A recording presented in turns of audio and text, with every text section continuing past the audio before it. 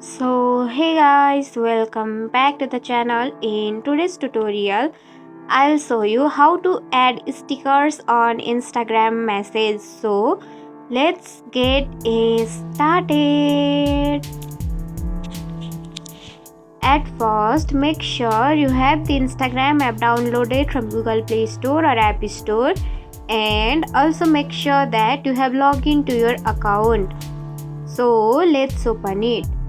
Now this is the homepage of your Instagram account, and to send a sticker on a message you should have to tap on message icon which is available on the lower bottom of your screen. So tap here.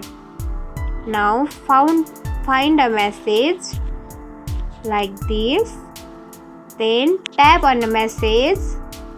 Now you will see the option of add a sticker on the right side of your screen. So tap on it, then select a stickers like this. Now see, we have successfully added a sticker on Instagram message, and that's it. If you found this tutorial helpful, don't forget to like, comment, share, subscribe, and also hit the bell icon for more easy tutorials. I'll see you in the next video. Till then, bye bye, take care, have a great day.